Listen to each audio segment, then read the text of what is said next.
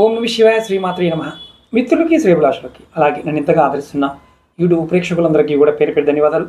మిత్రులారా, మీ అందరికీ పరాదేవత ఎల్లవెల్లలా మీతో ఉండి మీ మనోవాంఛ నెరవేర్చాలని మనస్ఫూర్తిగా కోరుకుంటున్నాను. మనకి ఈరోజు లక్ష్మీ ప్రాప్తి కోసం లాల్ కితాబ్ నుండి మీకు 3 పరిహారాలు చెప్తాను. చాలా తేలిగ్గా ఉంటాయి. డబ్బు కావాలి అందరికీ, మీకు కావాలి, నాకు కావాలి, అందరికీ కావాలి. సులభమైన పరిహారాలు కావాలి. కష్టంగా చేయలేమంటున్నారు. ఈ లాల్ కితాబులోనే సులభమైన పరిహారాలు ఉంటాయి. కానీ ఇక్కడ ఇంత తేలిగ్గా ఉన్నవి ఫలితాలు వస్తాయని ఒక అపనమ్మకం ఉంటుంది. ఇది సామాన్యులైనా చేసుకోవచ్చు. మీరు గుర్తుంచుకోండి, ఈ సులభమైన నివారణలు ఉపాయాలు ఎలా పనిచేస్తాయి అని మీ చాలామందికి అనుమానాలు ఉంటాయి.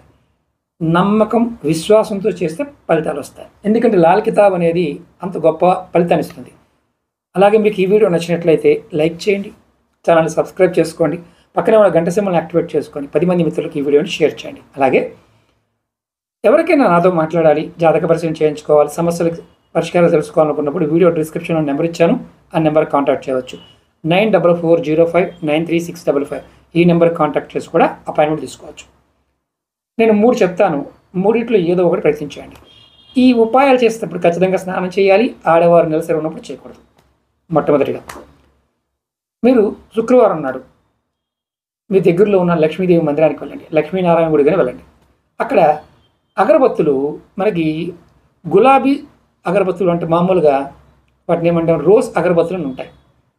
మనకి సాంబ్రాణి పొలలు, ఆ రోజ్ అగరబత్తుల్ని మనం ఒక ప్యాకెట్ తీసుకొని అక్కడ అమ్మవారి పాదాల దగ్గర పెట్టాలి.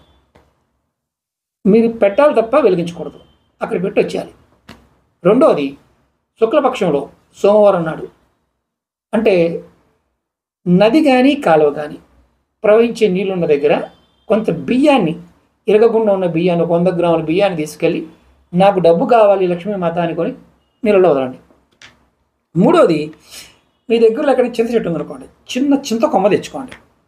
మీ జేబులో కానీ, డబ్బు పెట్టుకునే పర్సులో కానీ, సేఫ్లో కానీ, ఏదైనా కౌంటర్ మీకు లాకర్లు ఉంటాయి కదా దాంట్లో కానీ ఆ కొమ్మని పెట్టుకోండి. ఏదో రోజు, అంటే చింత చెట్టుకి ఆ శక్తి ఉంటుంది. ఇది మీకు ఆర్థిక స్థితిని మెరుగుపరుస్తుంది. ఇలా ఎవరైతే ఈ 3 పరిహారాలని చేస్తారో వారికి లక్ష్మీమాత ఆశీర్వాదం అనేది లభిస్తుంది.